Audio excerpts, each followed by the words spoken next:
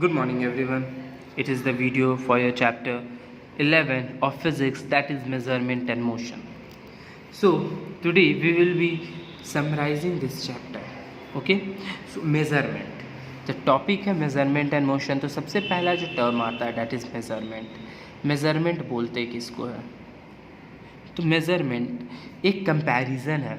It is the comparison. जब हम compare करते हैं किसको? कंपेयर करते एक अननोन क्वांटिटी को, ठीक है, unknown quantity with some fixed quantity of the same kind. मतलब इसका क्या हुआ? इसका मतलब यही हुआ कि मान लीजिए आप शुगर लेने गए, तो शुगर जब लेने गए, जब आप 1 किलो मांगे, तो वो जब वेइंग मशीन पे, ठीक है, वेइंग मशीन पे मान लीजिए डिजिटल वेइंग मशीन है, वेइंग मशीन में जैसे ही प्लास्टिक रख कर जब वो शुगर को फिल कर रहा है, तो उस समय हमको नहीं पता है कि कितना शुगर उस प्लास्टिक में जाएगा, तो वहाँ पर अननोन क्वांटिटी है. लेकिन यहाँ पर डिजिटल मीटर वहाँ पर शो करेगा 1 किलो, ठीक है. जैसे ही डालेंगे वो 1 किलो या 500 ग्राम 700 ग्राम वो धीरे धीरे शो करता रहेगा, और फाइनली जब वो 1 किलो आ जाएगा, 1 किलोग्राम आ जाएगा, तो वो हम लोग वहाँ पर छोड़ देते हैं, रोक देते हैं. तो वहाँ पर देखिए ये तो अननोन क्वांटिटी था, लेकिन यहाँ पर तो नोन क्वांटिटी था, ठीक है. और दूसरा सेम काइंड, ऐसा तो नहीं था कि ये जब हम शुगर ले रहे थे तो इसको लीटर में ले रहे थे, ठीक है, या फिर उसको मीटर में ले रहे थे कि हमको 1 मीटर शुगर दे दीजिए, ऐसा तो नहीं. तो उसी काइंड का, उसी particular method means you can say measurement का हम लोग वो सब्सटेंस लेते हैं, ठीक है. तो उसी को मेजरमेंट बोलते हैं. Means the comparison of an unknown quantity with some fixed quantity of the same kind. अब इसी चलते क्या हुआ, फिर एक और टर्म लाया गया, that is SI unit. SI system लाया गया. एसआई सिस्टम क्या था? एक स्टैंडर्ड यूनिट था, ठीक है, स्टैंडर्ड यूनिट. अब इसमें क्या होता है स्टैंडर्ड यूनिट, एसआई यूनिट? तो लेंथ के लिए क्या था एसआई यूनिट? लेंथ के लिए मीटर रखा गया, मास के लिए किलोग्राम रखा गया, टाइम के लिए सेकंड रखा गया. तो ये सारा जो था, ये तीनों, ये मेरा एसआई यूनिट था. अब एसआई यूनिट क्यों यूज़ होने लगा? तो एक्यूरेट मेज़रमेंट के लिए, ठीक है, standard and appropriate units of measurement use होने लगे, ठीक है. अब मान लीजिए कहीं पर किसी का, पहले ज़माने में क्या होता था, हैंड स्पैन यूज़ होता था, फुट स्टेप यूज़ होता था, तो कहीं ना कहीं ये सब का डिफ़र करता था. अगर कोई बच्चे का आप हैंड स्पैन लीजिएगा, ठीक है, या फिर कोई बड़े का लीजिएगा, तो उसमें डिफ़र करेगा. इस चलते साइंटिस्ट लोग जब बैठे तो वो लोग डिसाइड किए कि ये जो कन्फ्यूज़न है, इसको कन्फ्यूज़न को क्लियर करने के लिए क्या करना चाहिए. तो वहीं फिर स्टैंडर्ड यूनिट लिया गया कि ये सारे कंट्री इस स्टैंडर्ड यूनिट को मानेंगे. अब जिसमें फिर आया एमपीएस सिस्टम आया, केजीएस सिस्टम आया, ठीक है, देन एफपीएस आया, फुट पाउंड लाइक मीटर, ठीक है, एमकेएस सिस्टम, एमपीएस नहीं MKS that is metre kilogram second, ठीक है. फिर आया KGS that is sorry there is a mistake, ठीक है, इसको फिर से देखिए. एमकेएस सिस्टम लाया गया, सीजीएस सिस्टम लाया गया, एफपीएस सिस्टम लाया गया. तो ये एमकेएस क्या था? Metre kilogram second.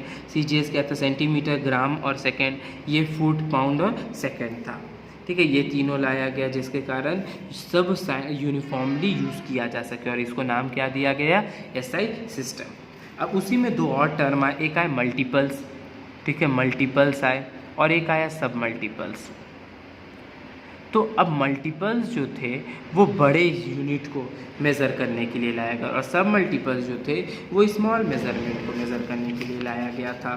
तो अब जिसके कारण बड़ा यूनिट मल्टीपल्स में यूज़ होने लगे और छोटा यूनिट सब मल्टीपल्स में यूज़ होने लगे. अब उसी के साथ एक और टर्म आया, दैट इज़ मोशन. मोशन किसको बोलेंगे? तो मोशन बोला जाता है any object when changes its position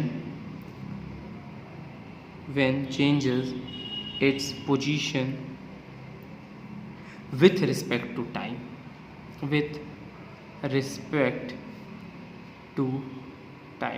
means motion किसको बोलेंगे, कोई भी ऑब्जेक्ट जब अपना पोजीशन चेंज कर रहा है, मान लीजिए यहाँ पर आप है, आप कुछ देर के बाद यहाँ पहुँच गए, तो यहाँ पर टाइम का चेंज हुआ, टाइम के साथ प्लेस का चेंज हुआ। तो कोई भी ऑब्जेक्ट जब मोशन ए से बी मूव किया जब, ठीक है, तो कोई भी ऑब्जेक्ट जब अपना पोजीशन चेंज कर रहा है टाइम के रहते हुए में, उसको हम लोग क्या बोलते हैं, उस ऑब्जेक्ट को हम लोग मोशन में बोलते हैं।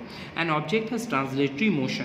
अब ट्रांसलेटरी मोशन क्या, मोशन भी बहुत टाइप ऑफ होते हैं, ठीक है। तो टाइप्स ऑफ मोशन में क्या आ जाएगा, टाइप्स ऑफ मोशन में डेट इज़ पहला आ जाएगा ट्रांसलेटरी मोशन, ट्रांसलेटरी मोशन, ठीक है। ट्रांसलेटरी मोशन किसको बोलते हैं, when it moves as a whole और its part move throughout the same distance in same interval of time. जब सेम डिस्टेंस सेम इंटरवल, इसमें पूरा बॉडी मूव करता है, ठीक है, कोई एक पार्ट नहीं मूव करता है, बॉडी मूव करता है। ट्रांसलेटरी मोशन में दो होता है, पहला लीनियर, जब कोई स्ट्रेट लाइन में मूव करे, ठीक है, जब कोई स्ट्रेट लाइन में मूव करे तो वो लीनियर हो गया। और सेकेंड आया कर्वी लीनियर या सर्कुलर। कर्वी लीनियर किसको बोलेंगे, जब कोई सर्कुलर पाथ में मूव करे, सर्कल लाइन में या सर्कुलर पाथ में मूव करे तो उसको हम लोग क्या बोलेंगे, कर्वी लीनियर। फिर आता है रोटेशनल मोशन। तो रोटेशनल मोशन क्या होता है, रोटेशनल मोशन जो अर्थ परफॉर्म करता है, ठीक है, व्हेन इट मूव्स अब around it axis with the different parts, like इसी एक ही पाथ पे रहे लेकिन अपने ही जगह पे मूव करते रहे, लाइक टॉप लट्टू देखियो, वो रहता है, उसका निडल यहीं रहता है, ठीक है, लेकिन उसका जो पार्ट होता है वो मूव करते रहता है। तो जब एक ही जगह पर फिक्स्ड पॉइंट पे जब वो मूव करे तो उसको बोलते हैं रोटेशनल मोशन। फिर एक टर्म आया पीरियोडिक मोशन। पीरियोडिक मोशन किसको बोलेंगे, if motion that repeat itself, ये मोशन जब रिपीट करता है itself at regular interval of time, at regular interval of time, ठीक है। अगर हर एक टाइम के इंटरवल में जब कोई मोशन रिपीट करे उसको बोलेंगे पीरियोडिक मोशन, और जब वो रिपीट नहीं करे तब उसको क्या बोलेंगे, नॉन पीरियोडिक मोशन। तो 4 type of motion, translatory, rotational, periodic and non periodic. Non periodic क्या हो जाएगा, a type of motion that does not repeat at regular interval of time, ठीक है। जब रेगुलर इंटरवल ऑफ टाइम पे वो repeat ना करे उसको हम लोग क्या बोलेंगे, नॉन पीरियोडिक मोशन बोलेंगे, और जब वो रिपीट करे तो उसको क्या बोलेंगे, पीरियोडिक मोशन।